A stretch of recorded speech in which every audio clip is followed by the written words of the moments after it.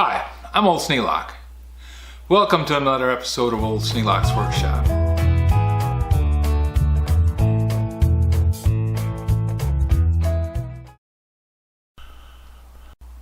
Well, if you watch the channel much, you know that I don't like leaving projects half done. I do. I have projects that are in various stages of completion, but I don't like it. When I brought this home, it worked. I had plugged it in at the Restore, it fired right up. And when I first plugged it in here, it worked just fine. I mean, it ran. But then I decided that I was going to improve it. And sometimes you improve things to the point where they no longer work. Common problem in engineering. I blew it out with an air hose. And I blew the dust around inside of it, and I think I got it inside the starting switch. Because now, every once in a while, if I shake it the wrong way, it doesn't run. I pull the trigger, nothing happens. So, I'm going to take it apart again, take a look inside, and clean up that switch. Using my trusty screwdriver from the basement entrance, which I left out in the garage last night because I knew I was coming out again today to do this. And I had to wait till after supper to come out and get into this project because there are other parts of life that I need to deal with. But that's okay. It's not always about what I want. Sometimes it's about what I have to do.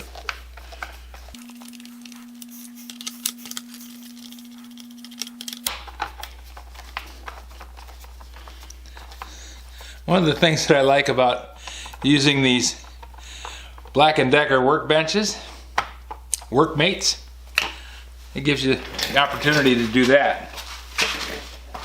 Open up a hole in the center of the workbench. I like these magnetic trays. They will stick to steel, but in this particular case, what I'm looking for is if I put a screw in it, it stays. Doesn't fall out. And they make a nice place to put all the bits and pieces.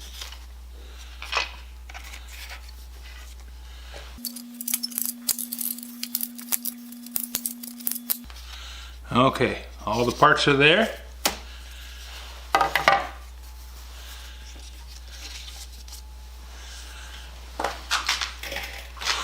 Now this is the vacuum. It has a little blower that draws in air from the motor and blows it out through this chute. Forces it out this way. Very efficient dust collector. Now, let's see. How do I get this switch out? First thing I'm going to do is check. I know, I'm plugging in with an open circuit. I'm aware of it. Okay.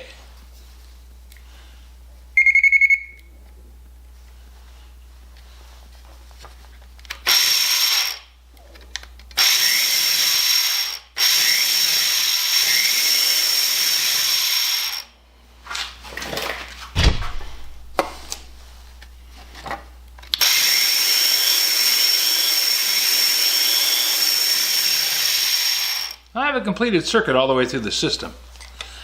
But I still got that nagging suspicion that it's going to cut out on me. And I don't want to do that in the middle of a job that I'm close to finishing.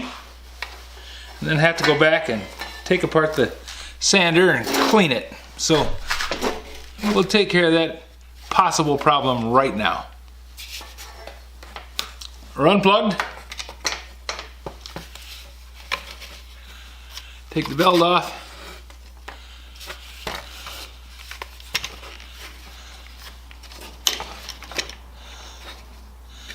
And take a look at this switch. And this is the rheostat that controls the motor speed.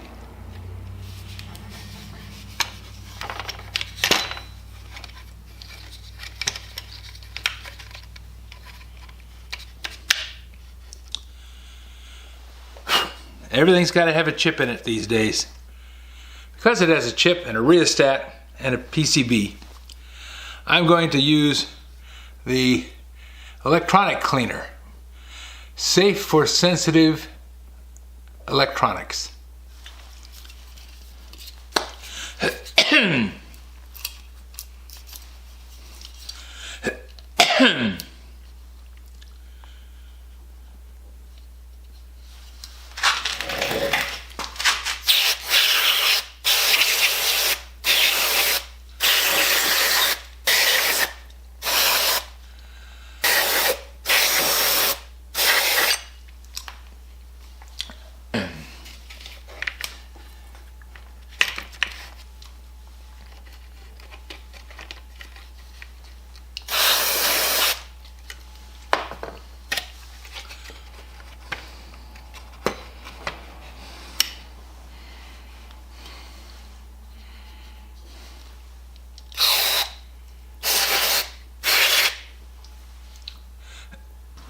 Now the little pipette that comes with it, don't always use it, but in places like this it's nice to get in tight and allows the stream to be aimed directly at the point that you want to get it to.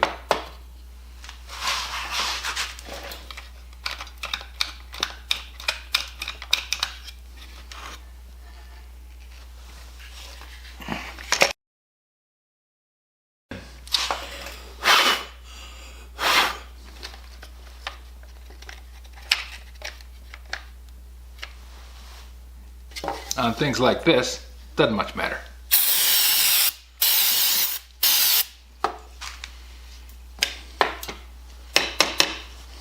Now, I looked online last night and I can't find a manual for this. I find manuals for the newer ones, but not this particular one. So I don't know anything about lubricating it. It does not have a gearbox. It's a direct drive off the motor, so it's just motor bearings. There's really nothing to do to this roller bearing other than take it out and take it apart, which sounds like a bad idea. Removing something just to see if it comes out of there is seldom beneficial. There's an opening here, and this gasket sits on top of this.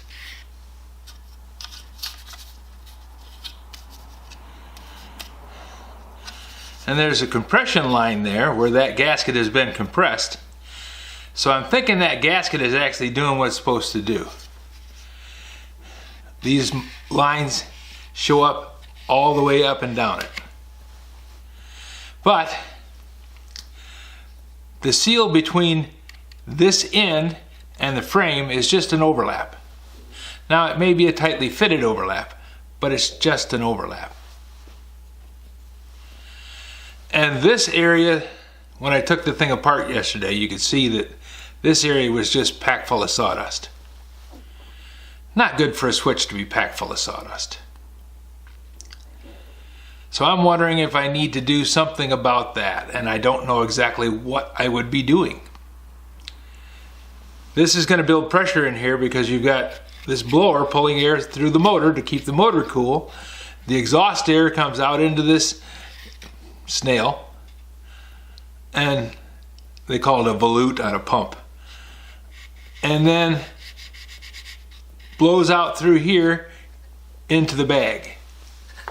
Now the bag is a closed chamber, so any back pressure is going to try and come back out of that. If there is any back pressure, it's going to seek a way to get out of there, and especially if that bag has been plugged full of stuff like it was when I brought it home. I cleaned it out and blew it out with the air hose, and it opened up quite a bit. But I think that sealed right here is a failure point.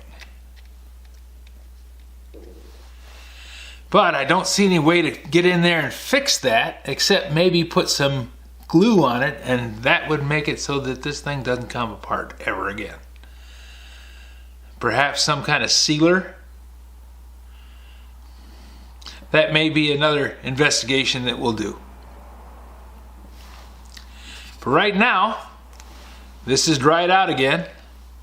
We're going to put this back on.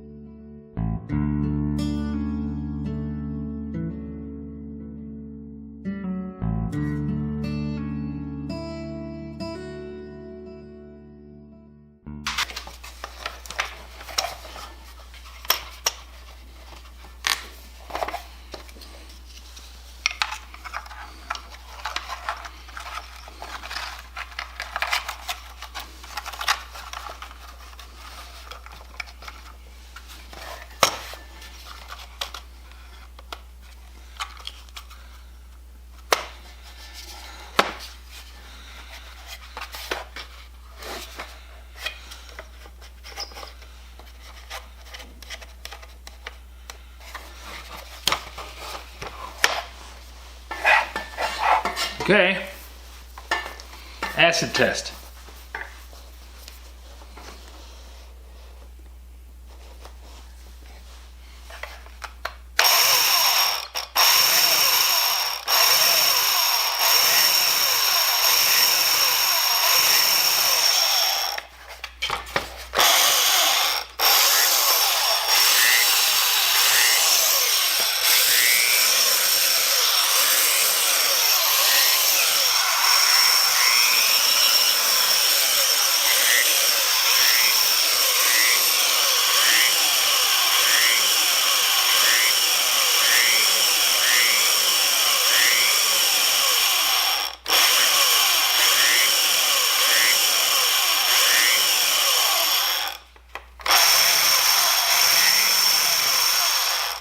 Okay, that's 30 tries. It didn't fail at all in those 30 tries. So I'm going to say this is a fix. I think I need to come up with a better belt.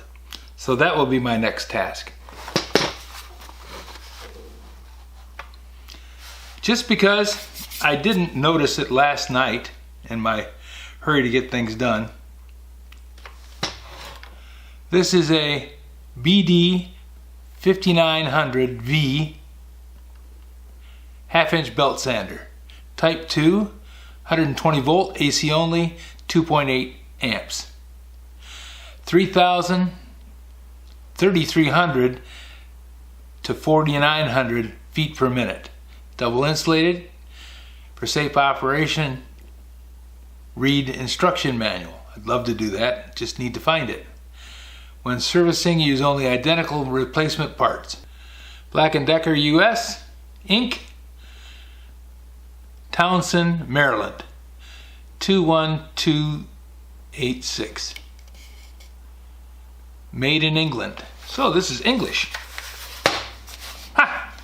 Might explain why it's such a good one. So, this little sander works pretty well. At this stage, the failure point seems to be the belts. And I knew that that was a weakness because they're cheap belts. And better belts are available. So I will be looking into better belts and not trying to find the cheapest ones on eBay. I'm going to actually look for some good ones. There's companies out there that make great belts. The Kalamazoo belt grinder that I've got out here in the garage, I bought those belts from Kalamazoo Belt Grinder. And they're very good belts. They've held up well for me. So it's worth it spending the extra money if you're not just wasting time putting them on and throwing them away. So, another project done, on to the next one. If you have any suggestions for new video, questions about today's video, or any of the other videos on the channel, just drop a note in the comments. You know I read them all. Thanks for watching.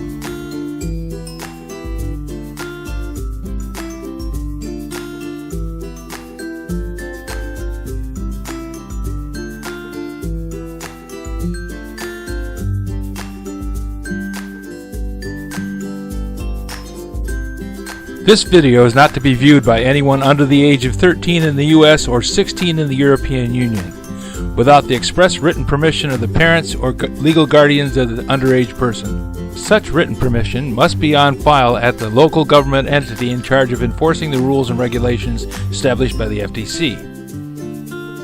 Anyone violating these terms is admitting by default that they hold harmless the owners and operators of this channel. Any and all questions should be addressed to your local branch of the FTC.